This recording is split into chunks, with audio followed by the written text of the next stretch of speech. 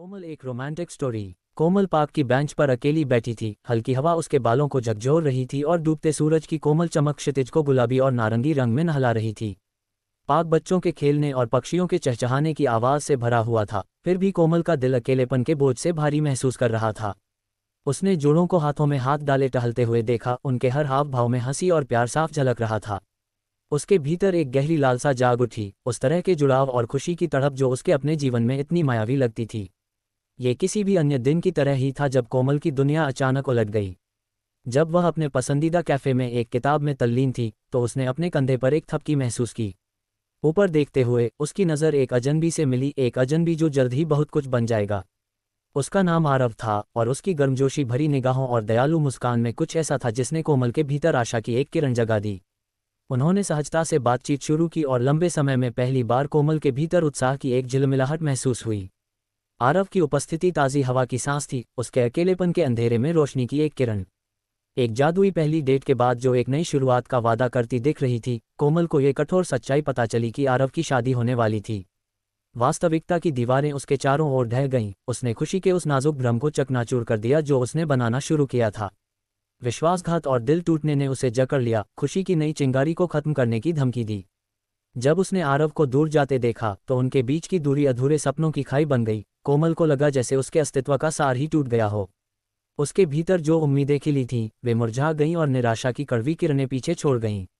इसके बाद के दिनों में नुकसान और विश्वासघात का दर्द कोमल की आत्मा में गहराई से बस गया। वह अंदर की ओर मुड़ी, अपने दिल के चारों ओर दीवारें खड़ी करके खुद को उस दर्द से बचाने के लिए जो उसे डूबने की धमकी दे रहा था। एक बार स्वागत करने वाला पार्क अब एक उजाड़ बंजर भूमि की तरह लग रहा था। बच्चों की हंसी और पक्षियों की चहचहाहट उसके अकेलेपन का मजाक उड़ा रही थी। ऐसा लग रहा था जैसे ब्रह्मांड ने ही उसके खिलाफ साजिश रची हो, एक क्रूर विदूषक उसके घायल दिल पर चालें चल रहा हो। दुख उसका निरंतर साथी बन गया, एक छाया जो हर कदम पर उसके साथ चिपकी रहती थी, संदेह और दुख के शब्द फुसफुसाती थी। जब कोमल को लगा कि वह चरमरा गई है तो एहसास की एक किरण ने उसकी निराशा के पर्दे को भेद दिया। सच्चा प्यार एक अनमोल तोहफा है, एक नाजुक फूल जो धोखे और झूठ की मिट्टी में नहीं खिल सकता। इस नई समझ के साथ उसके भीतर दृढ़ संकल्प की एक चमक जगमगा उठी। वह जानती थी कि उसे क्या करना चाहिए। उसे आरव का सामना करना चाहिए, उसे वापस जीतने के लिए नहीं, बल्कि बंदोबस्ती पाने और खुद को झूठी उम्मीद की जंजीरों से मुक्त करने के लिए। अपने भ्रम को चकनाचूर करने और सच्चाई का सामना करने की ताकत उसके भीतर उमड़ पड़ी, जो उसके भीतर की उथल पुथल के अंधेरे में रोशनी की किरण थी। जब कोमल आखिरी बार आरव के सामने खड़ी हुई, उसकी आवाज़ स्थिर थी और उसकी निगाहें स्थिर थीं, तो उसे लगा कि उसके ऊपर शांति छा गई है।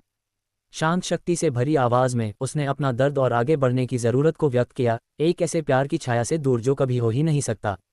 आरव की आंखें पछतावे से धुंधली उसकी आंखों से मिलीं और उस क्षणभंगुर क्षण में कोमल ने सच्चाई को अपने सामने प्रतिबिंबित होते देखा। धोखे की ढहती नींव पर सच्ची खुशी का निर्माण नहीं किया जा सकता।